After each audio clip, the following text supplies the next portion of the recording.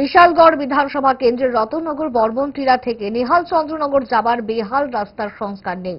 দীর্ঘ বছর ধরে রাস্তাটি বেহাল দশায় পড়ে রয়েছে, ফলে এই রাস্তা দিয়ে রোগী সহ মানুষের চলাচলে প্রতিনিয়ত সমস্যায় পড়তে হয়। রবিবার এলাকার জনগণ তাদের সমস্যার কথা তুলে ধরেছেন সংবাদ প্রতিনিধির কাছে।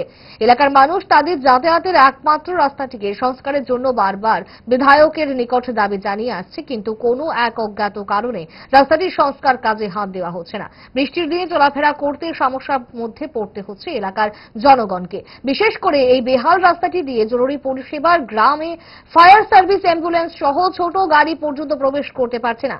এখন দেখার বিষয়, খবর প্রকাশিত হওয়ার পর দপ্তর কি পদক্ষেপ গ্রহণ করে, সেই দিকে তাকিয়ে রয়েছে রতননগর এলাকার জনগণ।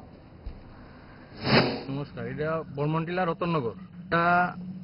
ইন্দিরা চমনি হইতে নেহাল চন্দ্রনগর পর্যন্ত গেছে এই রাস্তাটা, কিন্তু আজকে বিগত অনেক দিন ধরেই রাস্তাটা খুবই খারাপ পজিশনে পড়ে রয়েছে।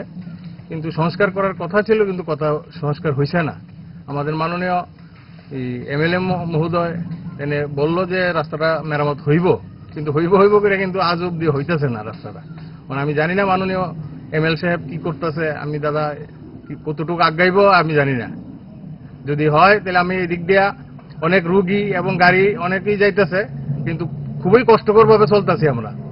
কিন্তু মাননীয় এমএল মহাশয়ের কাছে আমাদের আবেদন থাকবো যাতে এটা খুবই অতি সত্বর রাস্তাটার মেরামত করে আমাদের উপকৃত হইতে পারি। আমার নাম সুব্রত কুমার সিং, রতননগর বর্মনটিলা, রামঢুকা আশ্রম থেকে বর্মনটিলা স্কুল। বিগত 15-16 বছর যাবত রাস্তাটা খারাপ। এটা রাস্তাটা ভালো হয়ে যায় না, রুগী নিয়ে যাইতে অসুবিধা, মানুষ চলাচলের সুবিধা হইব। রাস্তাটা বিষম সুবিধা দ্রুত যাতে রাস্তাটা সারাই হয়, সারাইলে রাস্তার সারাইলে রুগী টুগী বা অ্যাম্বুলেন্স, ফায়ার সার্ভিসের খুব যোগাযোগ ব্যবস্থা ভালোই হয়। কোন রকমে নাকে মুখে গুজে সারাদিনের জন্য বেরিয়ে পড়া, অম্বলের আর দোষ কি? তাই তারা 5 দশক ধরে গ্যাস, অম্বল ও পেটের সমস্যা একমাত্র সমাধান গ্যাস নয়।